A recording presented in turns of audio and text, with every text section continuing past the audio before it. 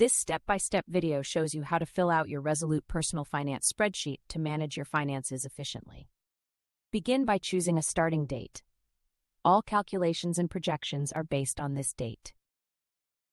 Next, choose the starting day of your monthly cycle. Enter the day of the month only. This defines when each monthly tracking period begins. By default, many people use the first of the month, but you don't have to. You might choose a different day if your income arrives later in the month or if your bills are usually due around a specific date.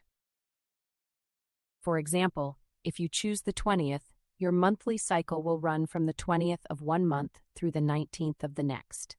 The text below shows exactly how your cycle will be defined. Add your credit cards.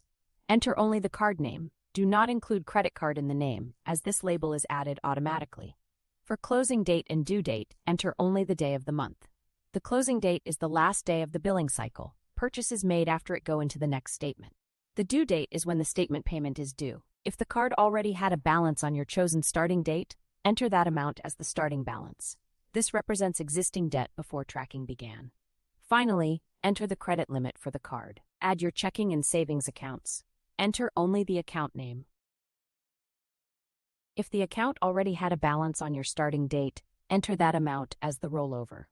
This is the reference for all calculations going forward. All balances update automatically based on your transactions. Categories organize your transactions, power your budgets, and feed the summaries and dashboards throughout the spreadsheet. Customize them to match your real life. Once set, you'll simply select them when adding transactions.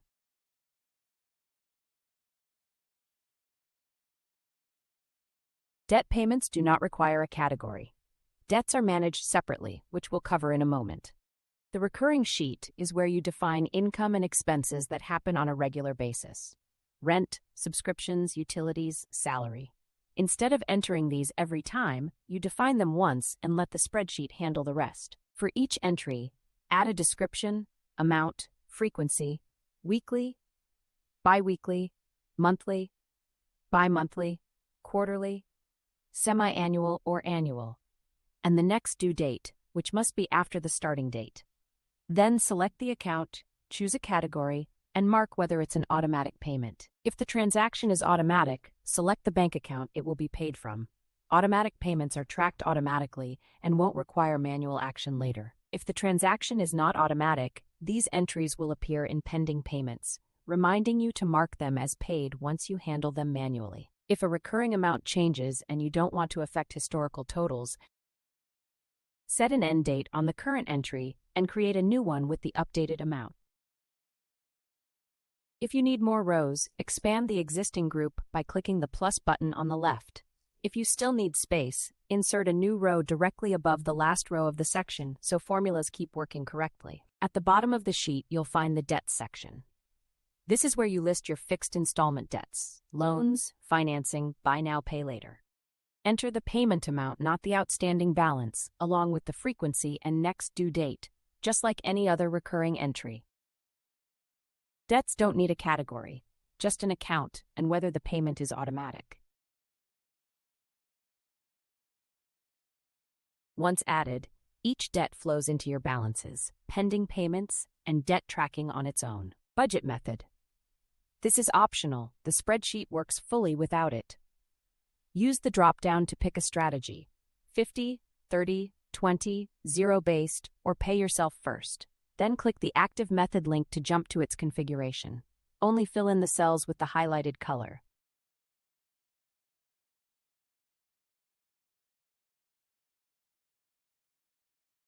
This method splits your income into 3 groups: 50% for needs, 30% for wants, and 20% for the future. The percentages are fully editable, as long as the 3 add up to 100%. The group totals show your dollar target and how many categories are in each group. With zero-based budgeting, every dollar of income needs a job. For each category, choose whether to allocate a dollar amount or a percentage. The sheet shows your total allocated and the difference from income, so you can immediately see whether everything has been assigned correctly.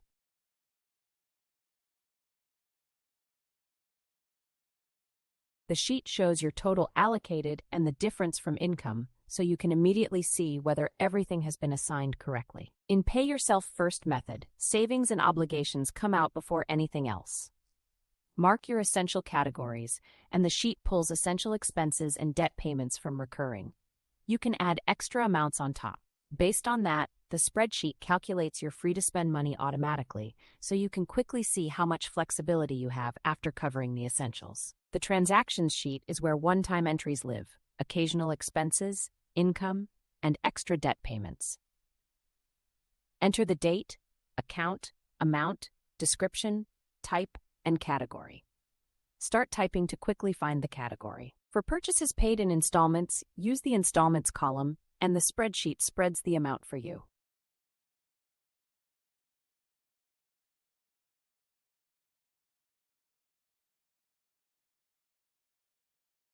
By default, the Today filter view is enabled, showing only today's entries to make daily entry faster. To review or edit older transactions, simply exit the view to see all records, and it's recommended to turn it back on for daily use. The transfer sheet records money moving between your own accounts, bank transfers, and credit card payments. Account balances are shown for reference. Enter the date, the account the money is coming from, the account it's going to, and the amount.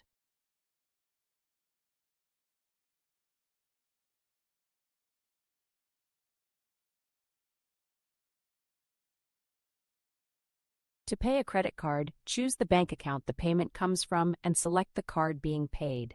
You can enter the full statement amount or make a partial payment.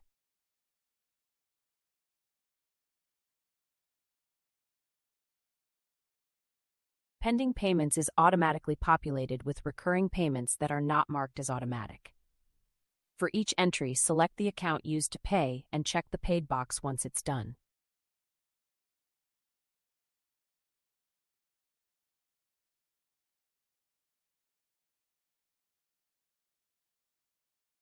By default, this view shows only payments not yet marked as paid.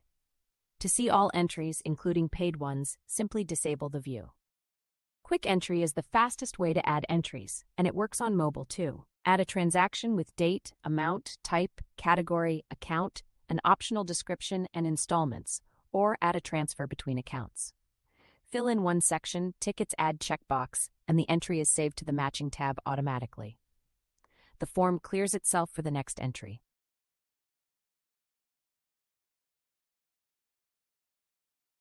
The snapshot gives you a clear, real-time overview of your finances.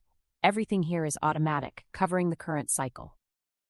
At the top, you see your active budget method and how you're tracking against it, targets, actuals, and status for each group.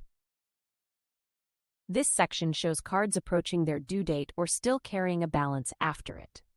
Below, you can check whether your debt payments are up to date and whether you've made this cycle's planned savings deposits. Two sections show what's ahead: manual bills that haven't been confirmed in pending payments, and automatic bills with the account they'll be charged from, including whether the balance is sufficient to cover them. Finally, current balances for all accounts and credit cards.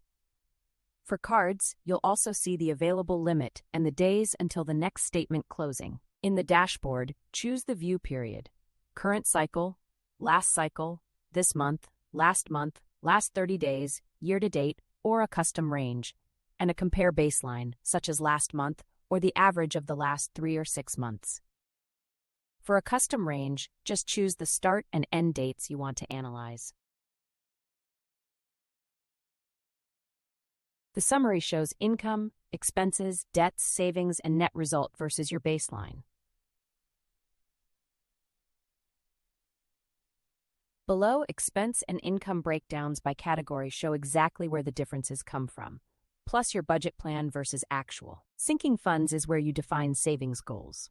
Your total saved comes automatically from the accounts marked as savings, plus any other savings you add manually. For each goal, enter a name, a target amount, and optionally a target date.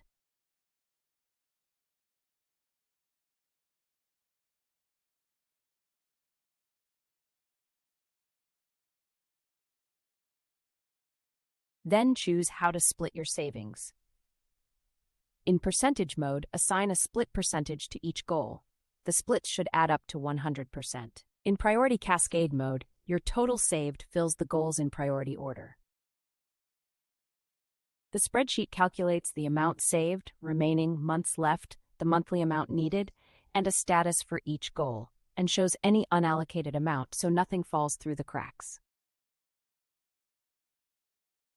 Thank you for using this spreadsheet. I hope it helps you manage your finances with clarity and confidence. If you have any questions, feel free to reach out by email or on Etsy. You'll find the link to this spreadsheet's listing in the video description.